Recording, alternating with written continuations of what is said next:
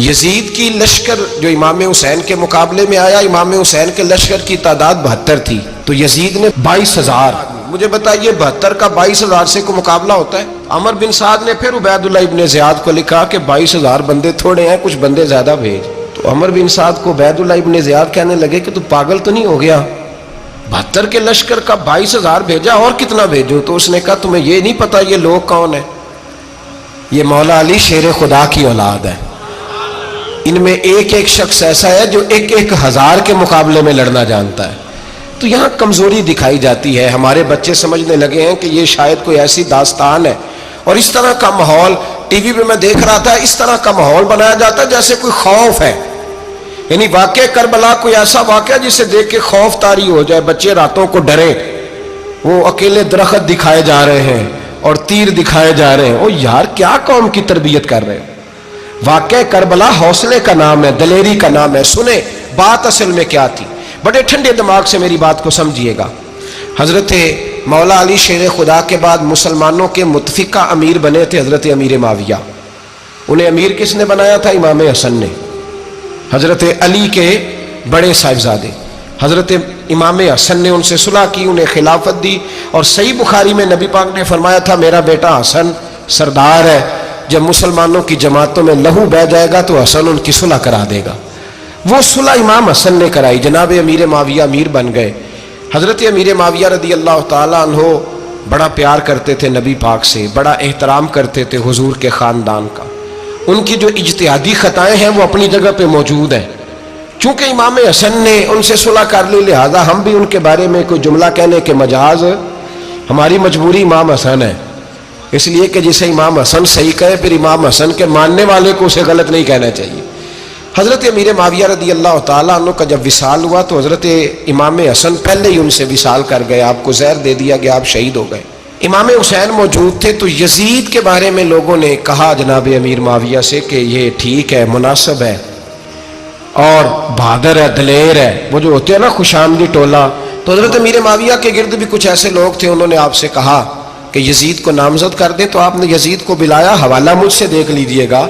بلا کے فرمایا کہ 3 بندوں کے سامنے اپنی خلافت پیش کرنا، اگر وہ تجھے مان جائیں تو امیر بن جانا، نہ مانے تو چپ کر کے گھر بیٹھ جانا. وہ 3 بندے کون ہیں؟ جناب عبداللہ ابن عباس، حضرت عبداللہ بن زبیر اور امام حسین رضی اللہ تعالیٰ عنہ. یہ وصیت فرمائی جناب امیر معاویہ. ہوا یہ کہ یزید جب امیر بنا نا، 2-3 چیزیں ہوتی ہیں جب کسی بندے کو قابو کرنا ہوتا ہے، 2-3-4-5 چیزیں ایسی ہوتی ہیں جس سے بندہ قابو آتا ہے. تو اس نے بھی فوری طور پہ، یزید نے دیکھا میرے لیے مسئلہ کیا بن سکتا ہے. ولید بن عتبہ اس وقت مدینے کا گورنر تھا. یزید نے اس کو خط لکھا کہ امیر عرب کا رواج آج بھی ہے کہ جب تک نئے خلیفہ کی بیعت نہیں ہو جاتی پرانے کے انتقال کی خبر ہی نہیں دیتے، اس کو رکھے رکھتے ہیں. یہ ان کا طریقہ ہے. وہ کہتے ہیں کہ ولی عہد اچھی طرح قبضہ کر لے پھر بتائیں گے. حضرت امیر معاویہ کا وصال ہو گیا، بتایا نہیں. یزید نے اب کیا کیا، کیونکہ بڑا چلاک آدمی تھا، بڑا شاطر تھا، بڑا تیز تھا، اس نے ولید کو خط لکھا. کہنے لگا کہ فوری طور پہ عبداللہ ابن عباس کو بلاؤ اور اسے کہو میری بیعت کریں.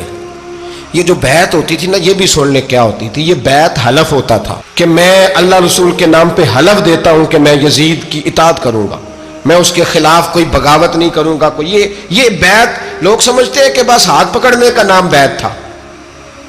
اس بیعت کا متبادل جمہوری ملکوں کے اندر ووٹ آیا ہے.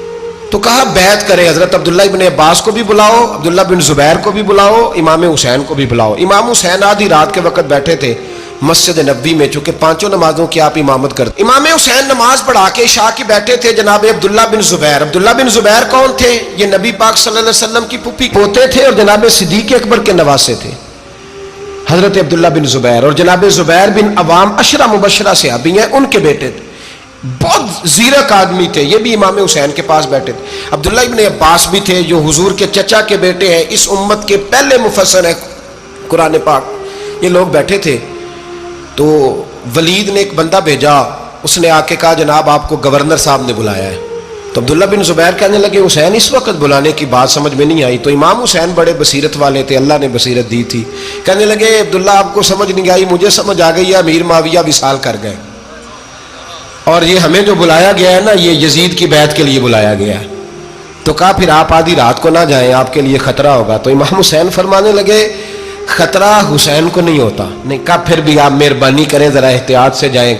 تو جناب عبداللہ ابن زبیر نے، عبداللہ ابن عباس نے 14 بندے نیزے دے کے، تلواریں دے کے امام حسین کے ساتھ بھیجے اور کہا کہ امام حسین اگر اس نے کوئی غلط ملت بات کی نا، زبردستی بیعت کرنے کا کہا، تو آپ بس کوئی ایک بات اونچی آواز میں کر دینا، یہ سپاہی پیچھے آ جائیں گے۔ امام حسین ان 14 بندوں کو لے کے گورنر ہاؤس پہنچ گئے۔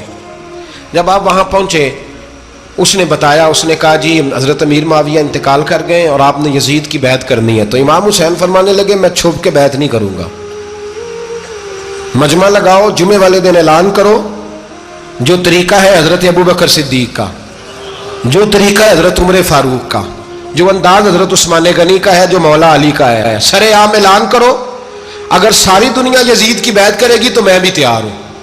تم مجھ سے بیعت لے کے پھر لوگوں کو بتانا چاہتے ہو کہ حسین بیعت کر رہے ہیں تو تم کیوں نہیں کر رہے؟ میں عام آدمی نہیں ہوں، لہذا چھپ کے بیعت نہیں کرتا۔ جب یہ بات کی نا تو ولید بڑا نرم دل تھا اور امام حسین کی شان کو جانتا تھا، وہ جانتا تھا یہ نبی پاک کا خاندان ہے۔ اس نے کہا جی مجھے تو حکم تھا، باقی آپ حضور کے نواز ہیں، میں کر کچھ۔ وہاں ایک بڑا بدبخت شخص بیٹھا تھا، عبد الملک بن مروان، وہ ولید سے کہنے لگا کہ اگر حسین آج تمہارے ہاتھ سے نکل گئے تو تمہارے لیے بہت بڑا مسئلہ کھڑا ہو جائے، انہیں جانے نہ دینا، یا بیعت کراؤ یا ان سے کہو جنگ کے لیے تیار ہو۔ تو امام حسین رضی اللہ تعالیٰ عنہ کے کانوں میں آواز گئی تو فرمانے لگے ابن مرجانہ، اگر تیرے اندر جرت ہے تو آ سامنے حسین کے، اس کے کانوں میں باتیں نہ کر، کانا پھوسی نہ کر، باہر آ میدان میں، شرارت نہ کر، باہر آ، میں تمہیں ابھی بتاتا ہوں کہ حسین سے مقابلہ کرنے کا انجام کیا ہے۔ یہ کہہ کہ امام حسین باہر نکلے، اپنے بھائی محمد بن انفیہ کو بلایا، عبداللہ بن زبیر، عبداللہ ابن عباس، ڈھیر سارے لوگ اکٹھے ہو گئے۔ فرمایا یہ معاملہ ہے، اب کیا کرنا ہے؟ تو وہ کہنے لگے حضور وقت ابھی مناسب نہیں ہے، آپ اس طرح کریں یہاں رکے، ہم مکے سے، عراق سے، کوفے سے لوگوں کو بلاتے ہیں، یہاں ایک بڑی مجلس مشاورت قائم کرتے ہیں۔ امام حسین فرمانے لگے اگر تم مشاورت قائم کرو گے تو ولید اور عبد الملک بن مروان وہ تو جنگ کرنے کو تیار ہے، اور نبی پاک نے فرمایا ایک مینڈا ہوگا جس کی وجہ سے مدینے کی گلیوں میں لہو بہے گا۔ فرمانے لگے میں وہ بکرا، وہ مینڈا نہیں بننا چاہتا۔ کہا پھر آپ کیا کریں گے؟ تو امام حسین رو پڑے، فرمانے لگے میں مدینہ چھوڑ جاؤں گا لیکن مدینے کی حرمت پامال نہیں ہونے دوں گا۔ امام علی مقام آدھی رات کے وقت نکلے، سیدہ فاطمہ کا دروازہ ایک اس دن تھا جس دن حضرت مولا علی کوفے چلے گئے، اور دوبارہ آج تالا لگا جب امام حسین نکلے۔ آپ جنت البقیع کے پیچھے کھڑے ہو کے حضور کا روضہ دیکھنے لگے، اس وقت گنبد تو نہیں ہوتا تھا، روضہ دیکھنے لگے۔ نانا تیرے کرم کے خزینے کی خیر ہو، میں جا رہا ہوں تیرے مدینے کی خیر ہو۔ سارا خاندان لے گئے، مکے تشریف لے گئے، حج کے ایام قریب آنے والے تھے۔ امام حسین نے وہاں لوگوں سے باتیں کی۔ جب امام حسین وہاں پہنچے تو کوفے سے خط آنے لگے۔ کوفہ حضرت علی کا دارالخلافہ تھا، وہاں آپ کے محبین، پیار کرنے والے ڈھیروں تھے، انہیں خط لکھے کہ حضور آپ چپ کر کے بیٹھے ہوئے ہیں اور ہمارے اوپر یزید مسلط ہو گیا ہے، آپ اگر میدان میں نہیں نکلیں گے، آپ نہیں آئیں گے تو ہم اللہ کی بارگاہ میں شکوہ کریں گے کہ کوئی ہماری کمان کرنے کو تیار ہی نہیں ہوا۔ اور وہ خط 1 2 3 نہیں آئے، وہ خط اتنے تھے کہ 3 بوریوں میں بھرے تھے امام حسین، 3 بوریوں میں۔ اب مجبوری ہو جاتی ہے، حق کے لیے کئی دفعہ بات کرنا مجبوری ہوتی ہے، اگر نہیں کرے گا تو پھر اس کو بھی قبر میں جواب دینا پڑے گا۔ امام علی مقام رضی اللہ تعالیٰ عنہ نے مکے میں اب لوگوں کو جمع کیا مشورے کے لیے۔ ہر بندے نے کہا حضور وہ بلا تو رہے ہیں پر اپنے وعدوں کے پکے۔ کہا حضور وہ پکے نہیں، آپ نہ جائیں۔ ہر بندے نے کہا حالات ٹھیک نہیں، حالات گراؤنڈ ریالٹی صحیح نہیں، یہی مشورہ آج بھی ہر بندہ دیتا ہے، ابھی حالات نہیں۔ اتنے خراب حالات کبھی نہیں ہوئے تھے جتنے امام حسین کے دور میں تھے، لیکن فرمایا میں دین کے خلاف غلط حکمران کو مسلط ہونے کی اجازت، بول کے بتائیے، بول کے، غلط حکمران کو مسلط ہونے کی اجازت، مزاحمت کروں گا، مخالفت کروں گا۔ امام کہنے لگے کوئی بات نہیں، وہ میرے ساتھ چلے نہ چلے لیکن میں کوفے جاؤں گا، وہ لوگ میرے ساتھ کھڑا ہونے کو تیار ہے تو وہ جھوٹ ہے یا سچ ہے پر میں چلوں گا۔ جب امام علی مقام نے اصرار فرمایا تو جو آپ کے قریبی صحابہ کرام کی اولادیں تھی ساری، یہ بھی اب بیماری ہے، کچھ لوگ کہتے ہیں جی صحابہ نہیں ساتھ چلے، تو میں کہتا ہوں اہل بیت نبوت کے تو کل افراد 21 تھے، تو 72 میں باقی اولادیں کس کی تھی؟ وہ ساری صحابہ کی اولادیں تھی، وہ سارے. پتہ نہیں کیوں اس طرح کا فلسفہ بیان کیا جاتا ہے جس میں حالات خراب ہو.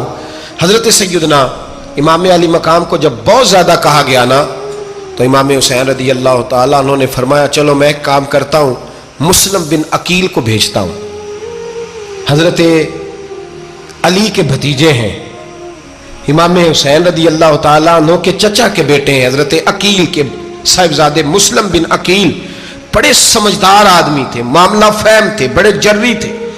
اتنا زبردست مشورہ کم لوگ دیتے ہیں جتنا حضرت مسلم بن عقیل دیتے تھے. ان کو بھیجا گیا کوفے. اب اس میں بڑی تفصیل ہے، وہ اپنے 2 بچے بھی لے گئے. جب وہ کوفے پہنچے نا تو کوفے پر جناب نعمان بن بشیر کی حکومت تھی. آپ گورنر تھے اور اہل بیت سے بڑی عقیدت رکھنے والے، نرم رویہ. عبید اللہ ابن زیاد کوفے کا گورنر نہیں تھا، یہ کسی اور علاقے کا تھا. مشورہ کم لوگ دیتے ہیں جتنا حضرت مسلم بن عقیل دیتے تھے. ان کو بھیجا گیا کوفے. اب اس میں بڑی تفصیل ہے، وہ اپنے 2 بچے بھی لے گئے. جب وہ کوفے پہنچے نا تو کوفے پر جناب نعمان بن بشیر کی حکومت تھی. آپ گورنر تھے اور اہل بیت سے بڑی عقیدت رکھنے والے، نرم رویہ. عبید اللہ ابن زیاد کوفے کا گورنر نہیں تھا، یہ کسی اور علاقے کا تھا. جب آپ وہاں پہنچے تو نعمان بن بشیر نے دیکھا کہ حضرت مسلم بن عقیل آئے ہیں تو لوگ دوڑے ان کی بیعت کرنے، بھاگے. اتنے لوگ جمع ہوئے کہ ایک دن میں 17,000 آدمی نے بیعت کر لی. کتنے بندے جی؟ 17,000 آدمی ایک دن آیا. اب وہ جو امام مسلم بن عقیل کے وہاں نعرے لگانے والے تھے کہنے لگے حضور یہ پہلے دن کی کارکردگی ہے، 2-4 دن میں دیکھیے کیا ہوتا ہے. 2-4 دن میں کیا ہوا؟ 40,000 آدمی نے بیعت کر لی. اب وہ 40,000 بندہ تیار ہو گیا.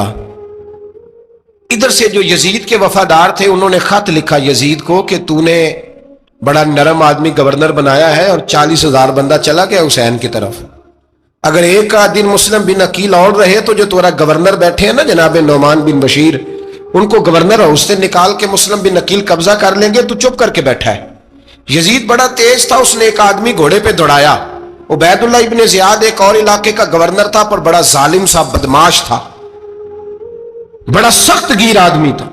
اس کو کہا کہ تو پہلے ایک صوبے کا گورنر ہے، جا تجھے دوسرا صوبہ بھی دیا. اس طرح کار فوری طور پہ کوفے پہنچ اور جا کے مسلم بن عقیل کو گرفتار کر، جو آدمی ان کا ساتھ پھر بھی دے اسے قتل کر دے. اس نے کیا کیا؟ وہ آدھی رات کو آیا، منہ چھپایا، جبہ پہنا. لوگ سمجھے امام حسین آ گئے. بہت سارے لوگوں نے اس کے نعرے بھی لگائے. وہ چپکے سے داخل ہوا اندر اور چپکے سے داخل ہو کے اس نے سب سے پہلا کام یہ کیا کہ نعمان بن بشیر رضی اللہ عنہ کو معزول کیا، کوفے کے گورنر ہاؤس پہ قبضہ کیا.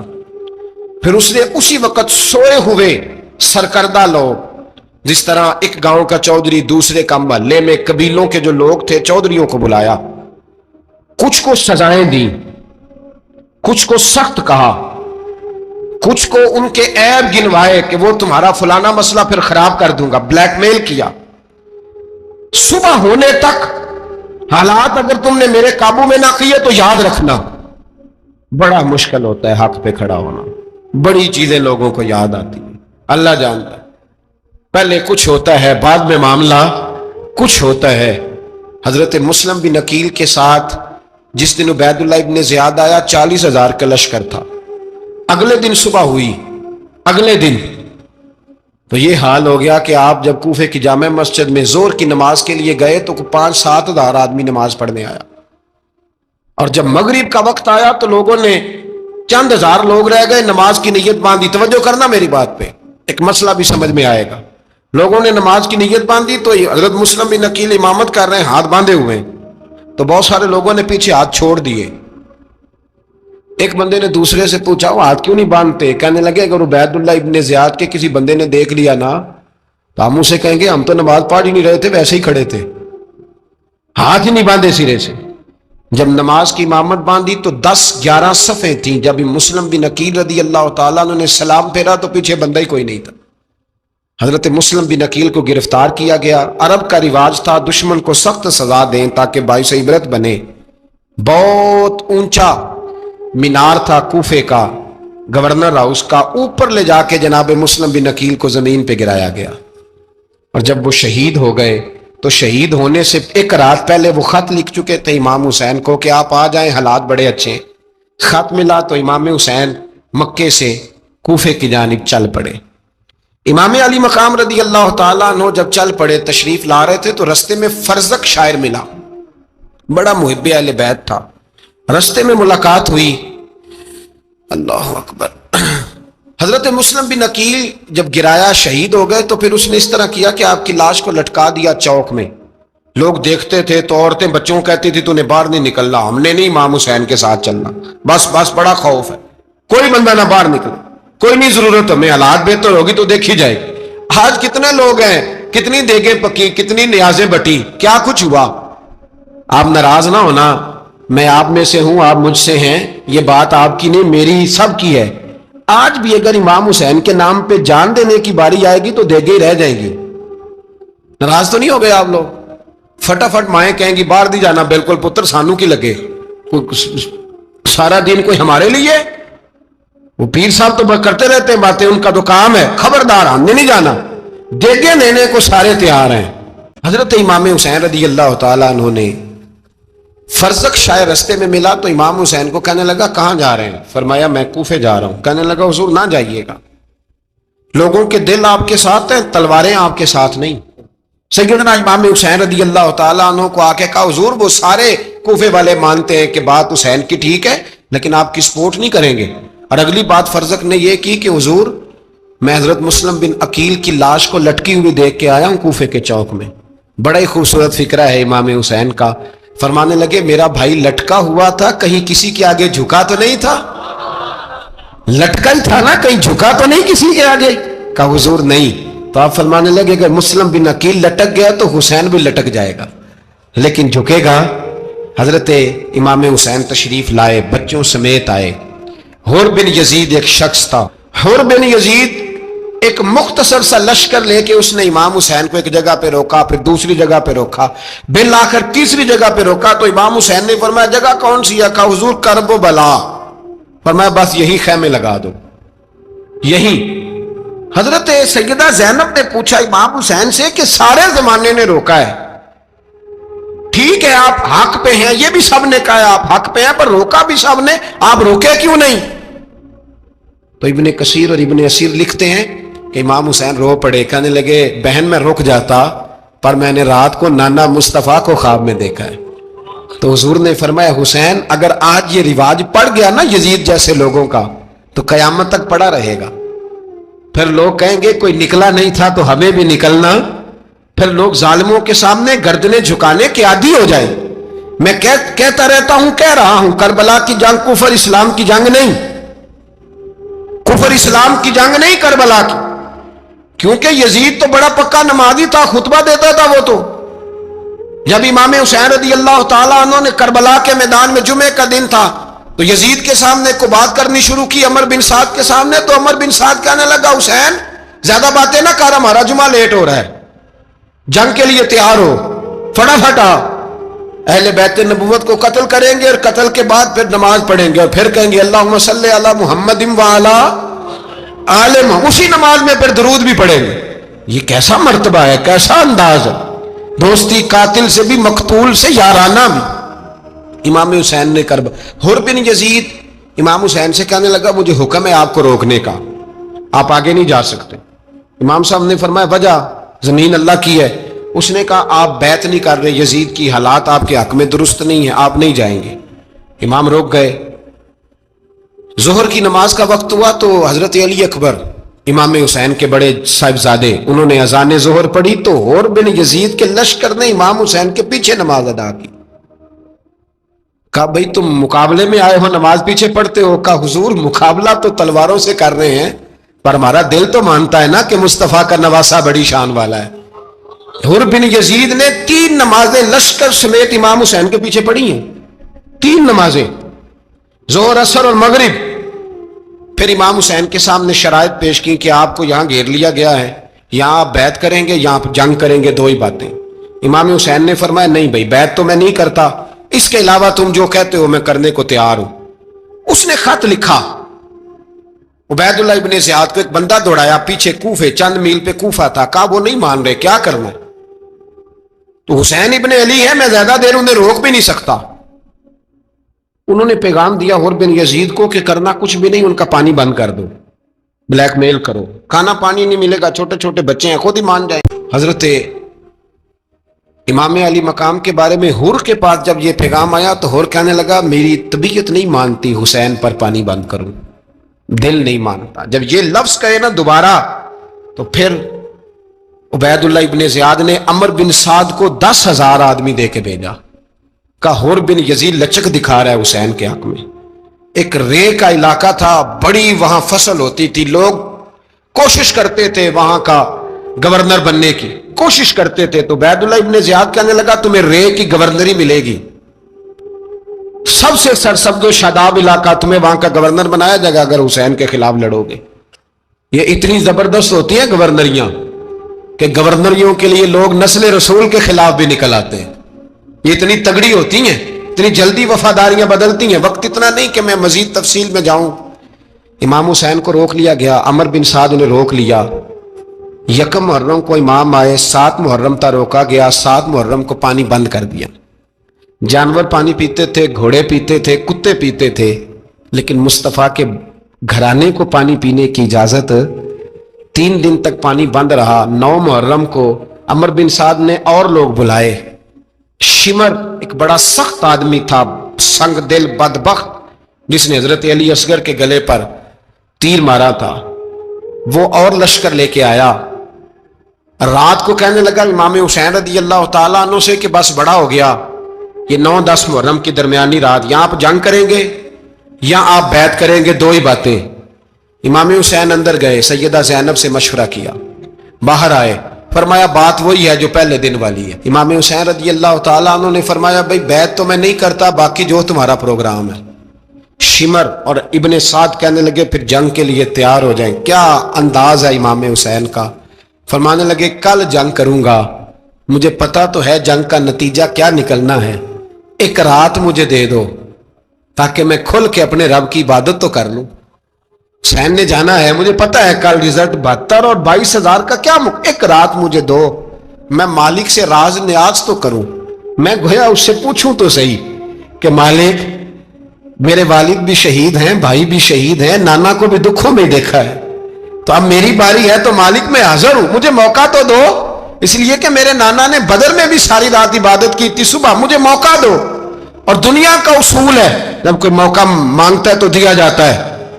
ये दोनों कहने लगे कोई मौका नहीं। हुर बिन यजीद पीछे से बोला, कहने लगा नहीं, बदतमीजी ना करो, हुसैन को मौका दो, तुम्हें देना पड़ेगा। मौका दिया। हुर बिन यजीद ने फिर मिन्नत की, कहा हुजूर आप मेहरबानी करें मान जाएं। फरमाया मानने वाला खाता कोई नहीं, ये बड़ा मुश्किल काम है भाई। जमीर का सौदा अब तो आम हो गया, बाजार लगते हैं, रेट लगते हैं, अपनी अपनी चाहतों पे लोगों ने अपने अपने अंदाज सजाए हुए। कोई आदमी बस अच्छे तरीके से नाम ले ले तो बस हम उसके पीछे चल जाते। अब तो आम हो गया ये मामला। इमाम हुसैन ने फरमाया हो ही नहीं सकता, मुमकिन ही नहीं है। सारी रात इबादत में गुजरी, रियाजत में गुजरी। तहज्जुद का वक्त हुआ तो घर वालों को बुलाया, फरमाया देखना तुम्हारी सी की आवाज ना बाहर आए, खबरदार सी की आवाज ना आए। और इमाम ज़ैनुल आबिदीन से फरमाया तू बीमार है, तू जिहाद नहीं करेगा, लेकिन ख्याल रखना पीछे। अब तो आम हो गया ये मामला। इमाम हुसैन ने फरमाया हो ही नहीं सकता, मुमकिन ही नहीं है।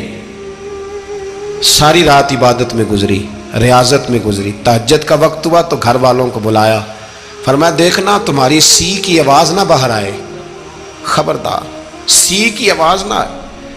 और इमाम ज़ैनुल आबिदीन से फरमाया तू बीमार है, तू जिहाद नहीं करेगा, लेकिन ख्याल रखना पीछे। और बड़ी कीमती बात बता रहा हूँ, हमारी बीवियाँ किसी के घर मैयत हो जाए तो 4 दिन बुखार नहीं उतरता। इमाम अली मकाम ने सैयदा ज़ैनब से फरमाया तू बड़ी है, मेरी बहन है, पीछे सारे बच्चे हैं, जवान हैं, इनके हौसले तेरी जिम्मेदारी हैं। सुबह जंग का तबल बजने लगा, फजर की नमाज पढ़ी, सूरज चढ़ा, 10 मुहर्रम का दिन, जुमे का वक्त। जनाब सैयदना इमाम हुसैन रदी अल्लाह ताला अन्हु ने रेत पर सजदे किए, लंबे सजदे, लंबी नमाज।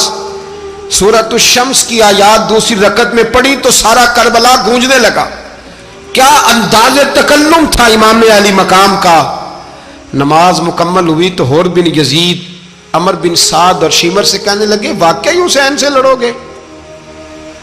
पता नहीं कौन है। कुल्ला सालुकुम अलैहि अजरन, तुमने नहीं पढ़ा इल्लल मवद्दत फिल कुर्बा, तुम्हारी आंखें बंद है। अल हसन वल हुसैन सैयद शबाब अहले जन्नह, तुम्हें नहीं पता? कहने लगा चुप कर, हुकूमत नजर आ रही है। और बिन यजीद कहने लगे फिर मेरा भी फैसला सुनो, मुझे हुकूमत नहीं चाहिए, मुझे जन्नत चाहिए। हुकूमत नहीं चाहिए। इमाम हुसैन की पहली फतह देखें, और बिन यजीद एड़ी लगा के ना यजीद के लश्कर से निकल के इमाम हुसैन के लश्कर में शामिल हो गया। और पहला शख्स जिसने इमाम हुसैन को रोका, इमाम हुसैन के नाम पर पहला सर भी इसी शख्स ने कटाया है। लेकिन यजीद की कब्र पे लानत भी कोई नहीं बरसाता, उसका महल था बहुत बड़ा।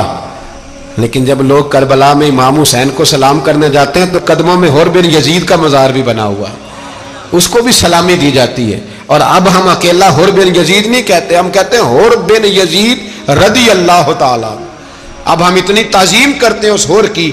जनाबे इमाम हुसैन को मैदान में खड़ा किया गया, जिहाद का तबल बजा, पहले खुद्दाम आए। और सुन लो, आज वो पता नहीं बाजारी से लोग चढ़ गए स्टेजों पे, बाजारी से, ना चेहरे पे दाढ़ी है ना सर पे कोई कपड़ा है, बाजारी लोग हैं, भाग रहे हैं, बाजू चढ़ाए हुए हैं, बटन खोले हुए हैं, तमाशा बना दिया। सुनने वालों का भी अल्लाह ही हाफिज है, वो स्टेज पे अहले बैत की शान बयान करता है, भाग के उधर जाता है। ये कोई तरीका है? सुनने वालों का भी अजीब अंदाज है, हर बंदे को सुनने बैठ जाते हैं। दीन मुहज्जब है, तहजीब वाला है, दलाइल रखता है, दीन वकार रखता है, ऐसे लोग अब दीन बयान करेंगे। हजरत सैयदना इमाम हुसैन रज़ी अल्लाह ताला अन्हु सुबह जब जिहाद का वक्त आया, पता है कौन कौन थे करबला में? इमाम हुसैन के साथ इमाम हुसैन के 4 भाई थे करबला में। कितने? बोल के बताएं।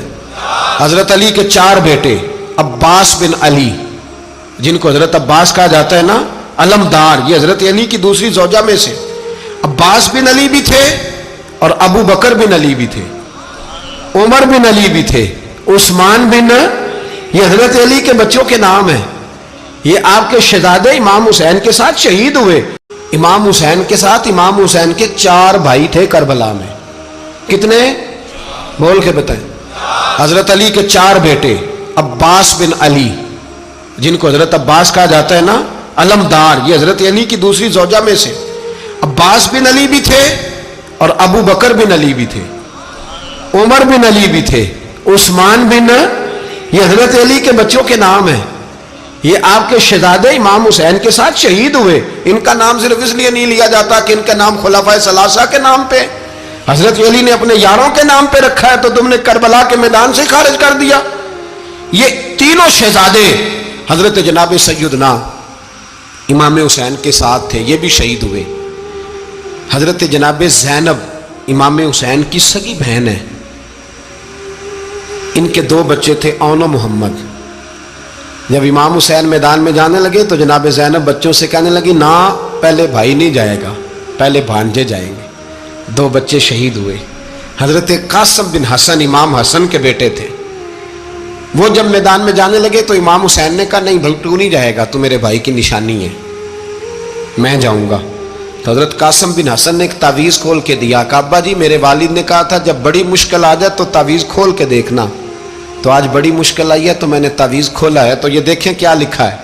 ये तो रुका है, तावीज़ है ही नहीं। जब खोल के देखा तो उस पर लिखा था, कासिम अगर हुसैन पे कोई कड़ा वक्त आ जाए तो बैठ के आगे आगे रहना, अगर कड़ा वक्त मेरे भाई पे कभी आ जाए ना, देखना इसके आगे आगे चलना, इसे हसन की कमी ना महसूस हो। भाइयां जिहा साख नहीं कोई जे विच खार ना होवे। सैयदना इमाम हुसैन पहली दफ़ा करबला में उस वक़्त रोए जब ये रुका। आपने देखा तो फरमाया, ठीक है, अगर हसन की ये वसीयत है तो मैंने ज़िंदगी में अगर उनकी हर बात मानी है, अब भी मानूंगा, तुम्हें इजाज़त है। जनाब कासिम बिन हसन 16 साल का जवान जब मैदान में निकले तो हाय हाय पता नहीं कहाँ से आ गई है। इमाम कासिम बिन हसन जब मैदान में निकले तो तबरी से लेकर अल्लामा अबुल हसनात साहब सबको पढ़ के तो देखो, 3 दिन की प्यास है, शदीद आजमाइश है, दुख है, तकलीफें हैं, फिर भी पहली दफा जब मैदान में गए हैं, वापस आए हैं, 19 लोगों को कत्ल करके वापस आए। सुनाओ किस्सा खैबर को, तमामी अपने बच्चों को। अली की दास्तां सुन के दिलों से डर निकलता है। علی کی داستان سن کے دلوں سے یہ جو بچے ڈر رہے ہیں نا، وہ چمگادڑ آ گئی، کاکروچ آ گیا، یہ خوف نکل جائے گا اگر حضرت قاسم بن حسن کی بات سنیں گے۔ درجنوں لوگ آپ نے قتل کیے۔ ایک دفعہ آئے، کہا چاچا یزید کا لشکر تو بڑا بزدل ہے، اگر چند قطرے پانی میرے حلق سے گزرے تو میں سارے کاٹ کے لے آؤں گا آپ کے پاس، چند قطرے۔ لیکن تھوڑی دیر گزری، عمر بن سعد کہنے لگا اکیلے اکیلے جاؤ گے تو علی کا پوتا ہے، یہ سب کو مار دے گا، اکٹھے جاؤ۔ چاروں جانب سے تیر برسے، ایک تیر لگا آ کے گردن کے پیچھے، بس جناب سیدنا قاسم بن حسن گھوڑے سے نیچے گرے۔ تو جناب زینب حوصلہ کر کے آنسو سمیٹ کے کہنے لگی میں دیکھ رہی ہوں پردے کے پیچھے سے حسین میرے بھائی کا بیٹا گر گیا ہے، جا اسے اٹھا کے لا۔ حضرت امام حسین ان کو اٹھا کے لائے تو امام حسین نے سینے سے لگایا ہوا تھا تو ان کے پیر، ان کا قد لگتا تھا امام حسین سے زیادہ ہے، اٹھا کے لایا، لٹا دیا گیا۔ امام حسین کے اپنے بڑے بیٹے میدان میں نکلنے کو، علی اکبر نام ہے، جب جن لوگوں نے حضور کو نہیں دیکھا تھا وہ جب کہتے نا ہم نے نبی پاک کا دیدار نہیں کیا تو بتاؤ کس طرح کے تھے، تو بتایا جاتا تھا کہ جناب علی اکبر کا دیدار کرو، ہم شبیہ مصطفیٰ۔ اور جب وہ گلیوں میں نکلتے تھے تو عورتیں چھتوں پہ چڑھ جاتی۔ جناب علی اکبر رضی اللہ تعالیٰ عنہ تلوار لے کے میدان میں نکلے،